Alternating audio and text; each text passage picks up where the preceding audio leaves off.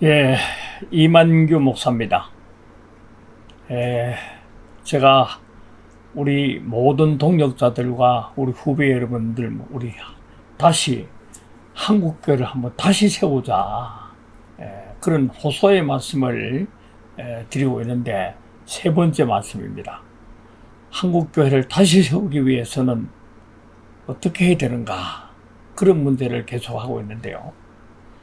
한국교회를 다시 세워야 되는데 교회를 다시 세우기 위해서 진짜 중요한 거는 먼저 우리 자신을 세워야 된다는 얘기했습니다. 목회자가 서야 한국교회를 세울 수 있다. 한국교회 문제는 목회자의 문제다.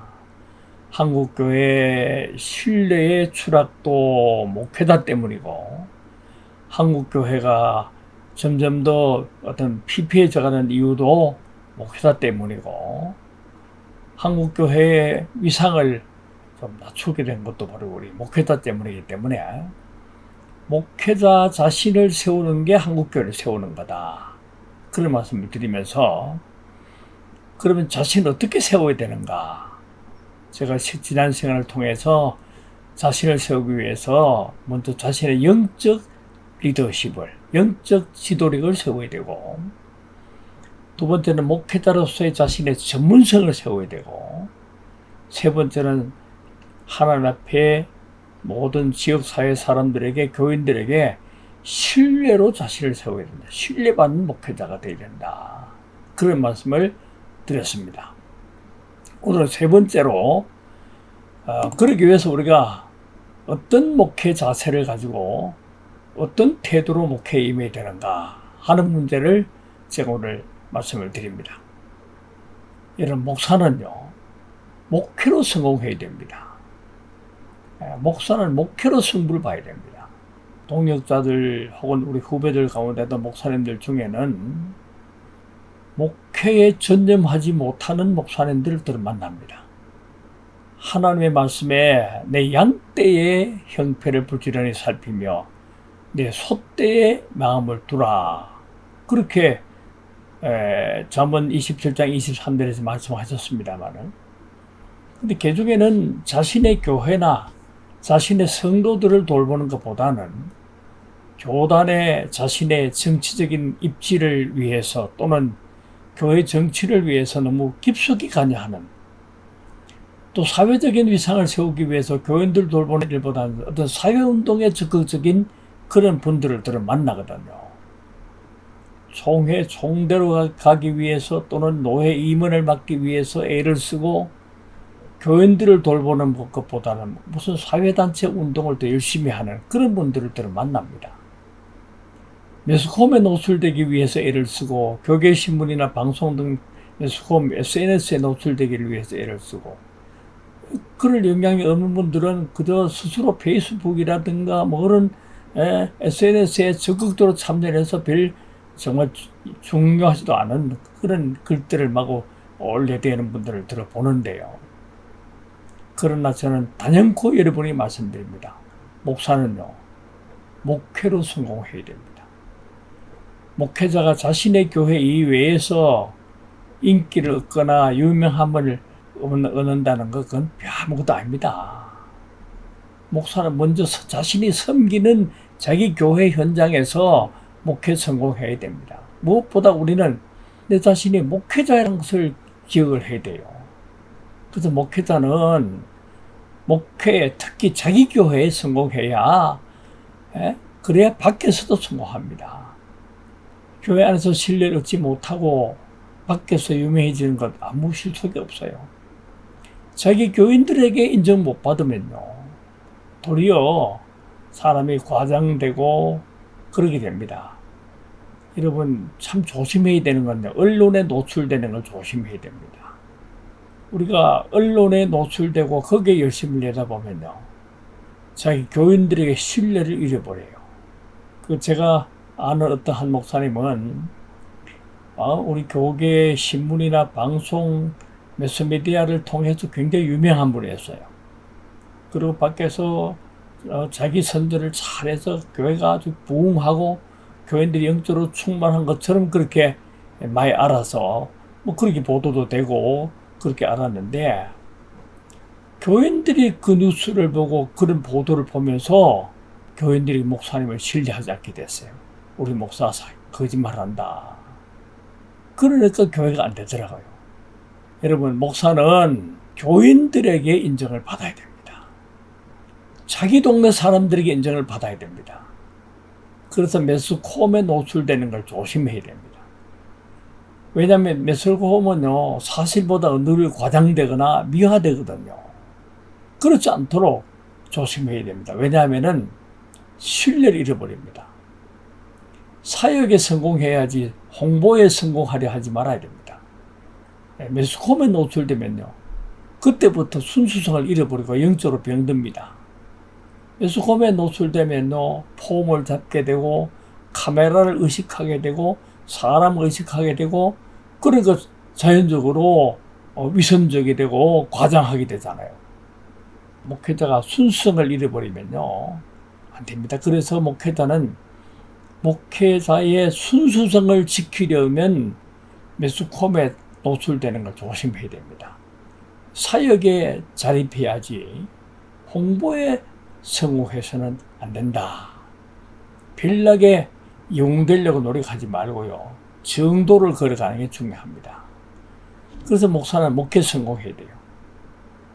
학자는 학문에 성공해야 되고요, 사업가는 사업에 성공해야 되고요, 연예인은 연기에 성공해야 하고, 정치관은 권력을 얻는 데 성공해야 되겠지만 목회자는 목회에 성공하는 게 성공이다.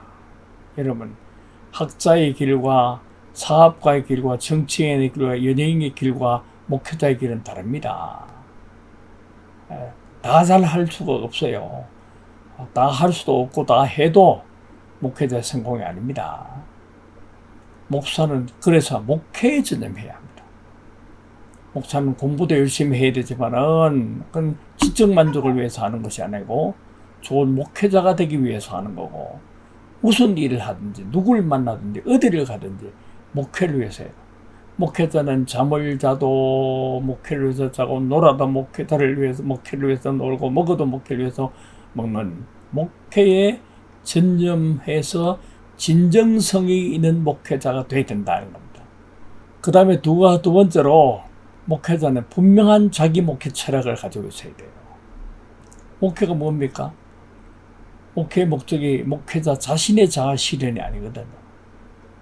교회 경제적 자립만이 아닙니다. 목회를 잘한다는 말은 번듯한 건물 잘 짓고 지역사회 복지 책임 있는 공동체를 만들고 그런 것이 아닙니다. 교회당이 뭐 하는 겁니까? 교회당은 복지센터도 아니고 무슨 사회운동센터도 아니고 NGO 단체도 아니니까요.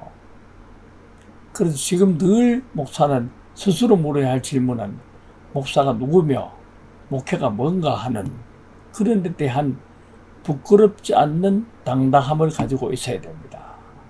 근데 수많은 목회자들이 여기서 넘어지는 것 같아요. 요즘은 사람들이 목회자를 CEO로 보는 경향이 있더라고요. 그래서 목사와 목회는 그 자체의 거룩성보다는 어떤 경영 능력의 어떤 중요성을 두는 것 같은, 또는 뭐 공자는 것이 매라는 식의 성과 위주로 뭘 한다든지. 그래서 목회자 스스로 자신의 존재와 사역에 대해서 자아 정체성을 확실히 갖지 못하고 이리저리 이것저것 하여튼 하고 싶은 걸 하는 그런 직업인이 되어버리는 그런 경우가 많다고. 이런 목회나 목회자의 문제 역시 본질의 문제인데요. 본질을 잃어버리면, 그리고 인위적인 성장을 도모하면 교회도 병들고 목회자도 병듭니다. 교회는 하나님의 역사로 성장을 해야 합니다. 인위적 노력이나 프로그램을 통해서 성장하면 기형적으로 성장할 수밖에 없어져요. 마치 골리앗처럼 힘은 세지만은 체구는 크지만은 물맷돌 한 방에 넘어지는.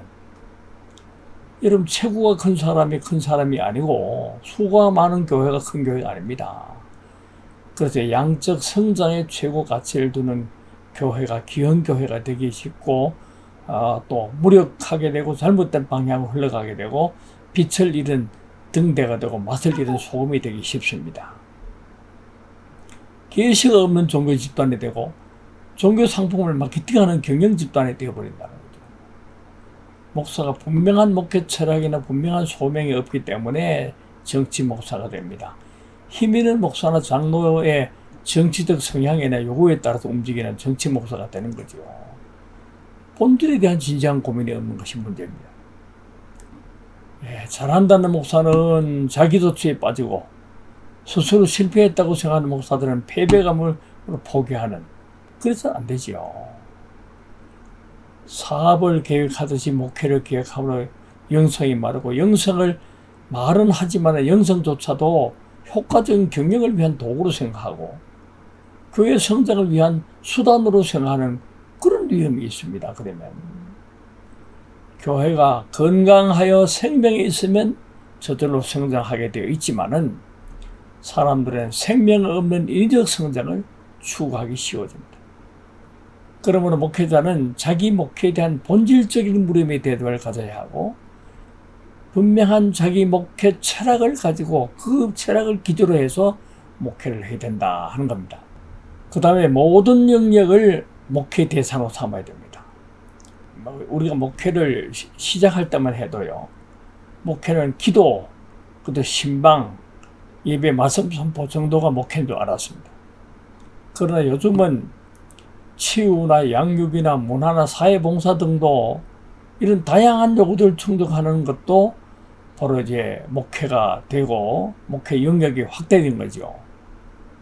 모든 문제를 목회적인 시각으로 이해하고 목회 폭을 넓히고 목회 영역을 확대하고, 그래서 목사한테 있어서 목회 아닌 것은 없습니다. 모든 여건과 환경과 조직이나 모든 직분이나 인적 물적 자원들이 다 목회를 위한 것이어야 한다. 그래서 우리는 목회 대상 또한 확대되어야 합니다.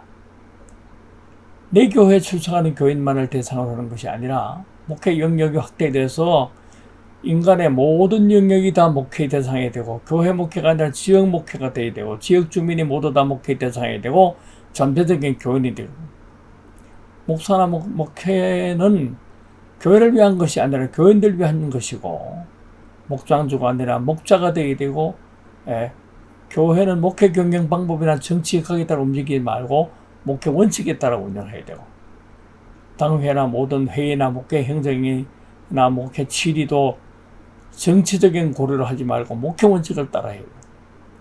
정치학보다는 목회 철학을 따라서 교회를 운영을 해야 된다 하는 것입니다.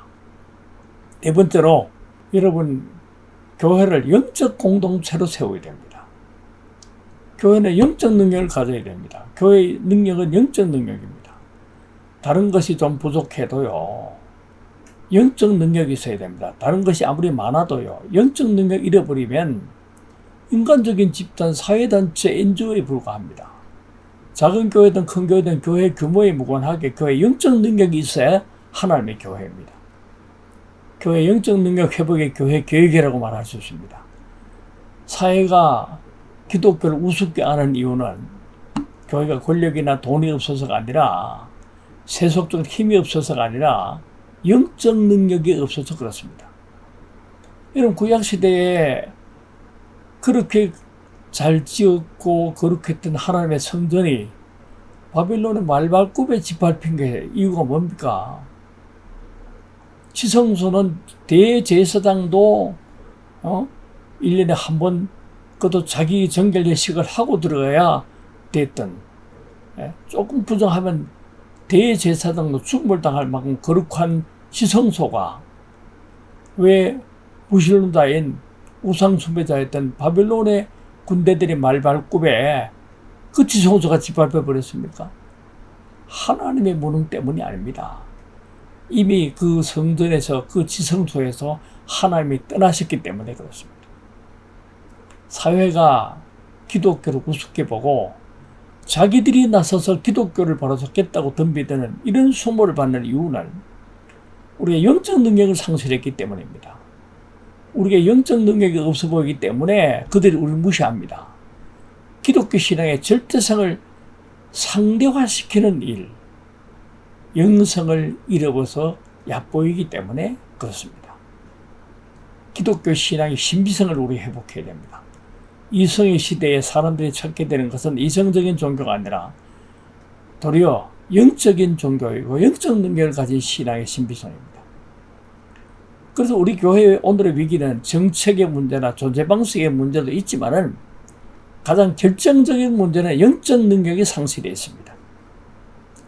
교회에 하나님의 말씀이 제대로 선포되지 못하고 교회가 구제불능한 인간의 한계 안에 있는 집단으로 보일 때에 교회는 무력하고 무시당하는 집단이 되어버립니다. 교회가 사람을 살리고 사람을 세우는 일에 실패하고 하나님의 통치가 이루어지지 않고 인간적인 권위와 독선의 교회를 지배해서 그렇다는 겁니다. 교회 시스템이 잘 가동되는 일이 중요하지만 무엇보다 하나님의 임재와 역사가 있는 공동체이어야 합니다. 교회를 위협하는 가장 무서운 적은 인간 욕심에 근거한 교회의 정치입니다. 교회가 하나님의 능력에 의해서 움직이지 않고 정치익하게 따라 움직이는데 문제가 있습니다. 여러분, 우리 시대는 영성의 시대입니다.